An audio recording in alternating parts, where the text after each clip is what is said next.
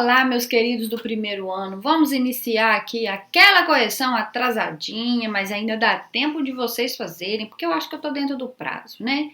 Porque esse mês termina em semana 6 essa semana, não é? Se eu não estiver enganada.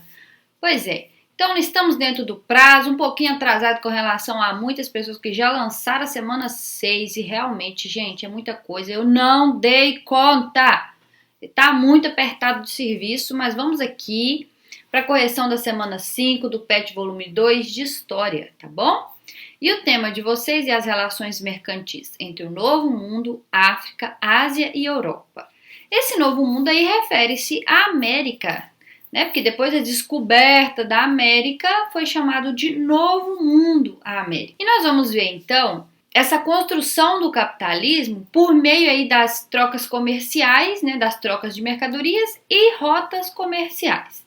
Essas rotas comerciais, que vem tratando aqui dentro do subtítulo a construção do capitalismo comercial, trata-se de todas essas que estão na legenda aqui.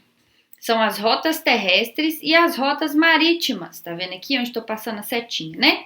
O comércio aí da Europa com a Ásia, a África, girava muito em torno dessas rotas marítimas aqui, ou terrestres, aqui do Mar Mediterrâneo. As rotas marítimas do Mar Mediterrâneo facilitavam muito, diminuía, encurtava a distância entre a Europa, aqui na Península Ibérica, por exemplo, onde fica Espanha e Portugal, a França, a Alemanha e tal, encurtava essas rotas, né? Principalmente aqui os grandes navegadores, né, os portugueses, que atravessavam essas regiões aqui para comprar as especiarias, né, a seda da China, tudo isso para revender ali na Europa a preços bem mais altos do que eles adquiriam. É a questão de lucro também, né?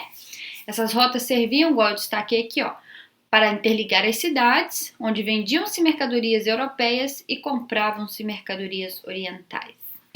Aqui no texto já diz, ó, porém, no século XV, a relação estremecida por séculos entre cristãos e muçulmanos acabou prejudicando as relações comerciais quando, da tomada de Constantinopla de 1453 pelos turcos otomanos, o fechamento do comércio dessa cidade com os europeus impulsionou, por exemplo, os portugueses a investir ainda mais em recursos nas viagens atlânticas e no contorno do continente africano. Então, gente, essas rotas aqui ficaram muito prejudicadas depois que elas foram fechadas aí após a tomada de Constantinopla pelos turcos otomanos. Então, a partir do momento em que dificultava a passagem deles por aqui para estar comercializando, os portugueses e os espanhóis foram os pioneiros a sair aí ao mar, a melhorar a sua frota naval para poder procurarem novas rotas comerciais. E essas rotas comerciais se davam em torno de rodear aqui a costa africana até chegar lá em Calicut, na Índia, para comprar as especiarias e voltar e revender na Europa. E com essas navegações, com esse aprimoramento das navegações, as rotas comerciais se ampliaram, que depois eles realmente descobriram outro caminho, contornando lá o Cabo das Tormentas, que depois virou Cabo da Boa Esperança, para conseguir chegar lá na Índia. Então eles fizeram esse percurso várias vezes para poder estar comprando essas especiarias. Mas nesse entorno aí, houve aí então a grande sacada dos portugueses, né? Então, quando eles começaram a ter relações comerciais aí com as populações da África subsaariana, eles, além de comercializarem novas mercadorias e recursos minerais, eles passaram a fazer o quê? A comercializar escravizados, né? As próprias tribos que viviam na África, que eram rivais, quando lutavam entre si, a tribo vencedora levava a tribo perdedora como cativos, como escravos. E aí chegava ali na costa e vendiam essas pessoas para os portugueses, que levavam especialmente para o Brasil. Tanto que, aí fala aqui, ó, a partir da segunda metade do século XV, as rotas comerciais passam a se desenvolver aí no Mar Mediterrâneo, no Oceano Atlântico e Índio. Quais eram as mercadorias mais comercializadas nessas rotas, então? Era seda e porcelana, que eles compravam da China. Na Índia, eles compravam cravo, canela, pimenta. A Europa vendia tecidos de algodão, vinhos e queijos. A África fornecia metais preciosos, gado, plantas tintureiras e por volta de 530 os escravizados. A América, por sua vez, também participava deste comércio global, né, vendendo ali os seus produtos nativos, que era madeira, produtos da floresta amazônica, dentre outros, como gado, lã, algodão, metais preciosos e açúcar. Mais para baixo aqui tem um relato que dá para você entender um pouco melhor sobre essas rotas comerciais, mas está tão complicado para a gente ler que além de estar nessa letra aí itálica, parece que as palavras estão juntas umas nas outras, mas enfim, ali fala basicamente do comércio que faziam com a África, principalmente no comércio de escravizados e como isso foi crescendo, tá? Aí você pode dar uma lidinha ali para poder melhorar os seus conhecimentos, talvez você lendo aí fica até mais fácil do que eu ficar gaguejando lendo esse texto aí que não tem espaçamento direito. Mas enfim, e logo abaixo aqui tem um comentário sobre este texto que fala o seguinte: a mão de obra escravizada africana vai tomando importância com o aumento e consolidação dessas rotas de comércio. Aí nós vamos ver aqui, ó, os espanhóis em suas áreas coloniais utilizaram tanto mão de obra indígena quanto a africana escravizada. Só que na espanhola eles usavam mais o indígena do que o escravizado. Os portugueses, devido ao comércio dos negros e negras, introduziram essa mão de obra na América Portuguesa no período colonial, principalmente nas lavouras açucareiras do Nordeste e nas minas auríferas de Minas Gerais. Os escravizados também foram explorados em serviços domésticos e em atividades comerciais urbanas.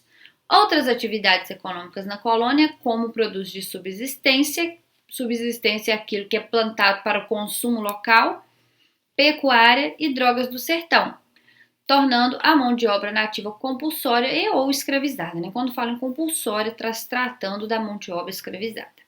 E aqui nesse mapa mostra as principais rotas de tráfico de africanos escravizados e para quais regiões eles iam. Então, para o Brasil, por exemplo, vieram muitas etnias diferentes, né? Vieram bantos, vieram mandingas, iorubás, entre outros, que está tudo descrito aqui no texto. Então, o Brasil, no caso, se tornou o maior consumidor de ouro negro, como era chamado o contingente de pessoas traficadas da África para as áreas coloniais da América, e estima-se que vieram para o Brasil 4.029.800 pessoas nesse período escravista. Muita gente, né? Para você saber mais, nós temos aqui um atlas do Brasil, que você pode clicar aqui neste link para você acessar, ou digita o que está escrito aqui que você vai ter acesso a esse material para você saber um pouco mais sobre a história, sobre a vinda desses africanos para o Brasil. Então vamos lá. Atividades número 1. Os primeiros escravizados foram canários guanaches, mas eram difíceis de capturar, como os marroquinos. Pelo que os negros da costa africana se revelam mais fáceis de obter, visto que existiram várias rotas de escravizados controladas por muçulmanos que os vendiam aos portugueses. Muitos desses escravizados eram depois revendidos a bom preço para Castela, Aragão, repúblicas italianas, ficando uma parte em Portugal e na Madeira. Antes da colonização portuguesa de território na América, quais eram as áreas de obtenção e de destino do comércio da mão de obra humana escravizada? Aí nós temos aqui. A resposta é: os escravos eram obtidos dentro do próprio continente africano, por meio de guerras ou dívidas.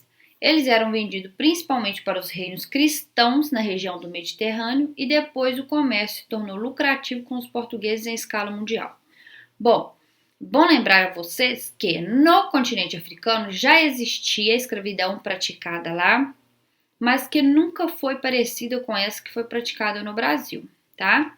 Lá eles se davam como escravos quando não podiam pagar uma dívida, ou era capturado em guerras, né, em conflitos de uma tribo contra outra, ou então por outros motivos. Neste caso, eles, por exemplo, se fosse uma questão de dívida, quando terminasse de pagar a dívida, ele era liberto, e ele tinha um tratamento totalmente diferente do que aquele que foi praticado no Brasil.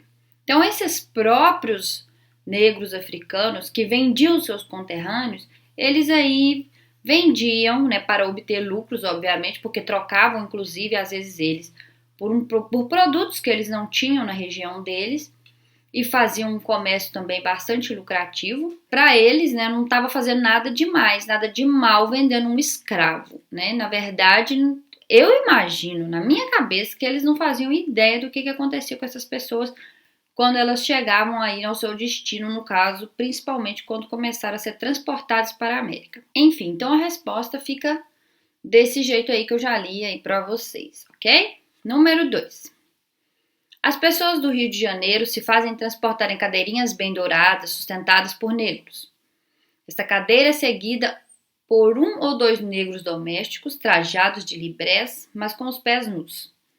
Se há uma mulher que se transporta, ela tem frequentemente 4 ou 5 negras indumentadas com asseio. Elas vão enfeitadas com muitos colares e brincos de ouro. Outras são levadas em uma rede. Os que querem andar a pé são acompanhados por um negro, que leva uma sombrinha ou um guarda-chuva, como se queira chamar.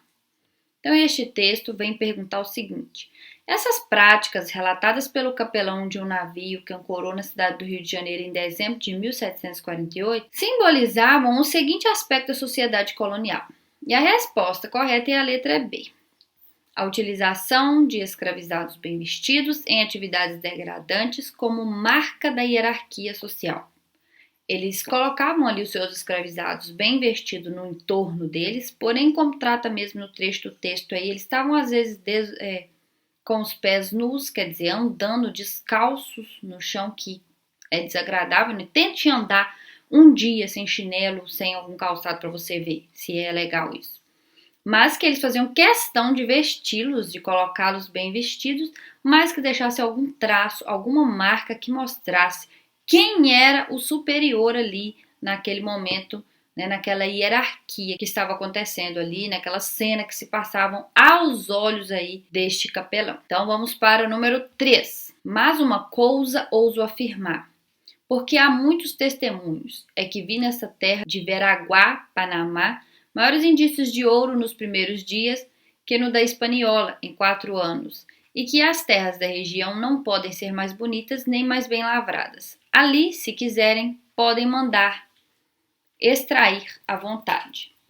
O documento permite identificar o interesse econômico espanhol na colonização da América a partir do século XV. A implicação desse interesse na ocupação do espaço americano está indicada na letra E. Fundação de cidades para controlar a circulação de riquezas, ok? Então é isso, chegamos ao fim da semana 5, volto já com a semana 6.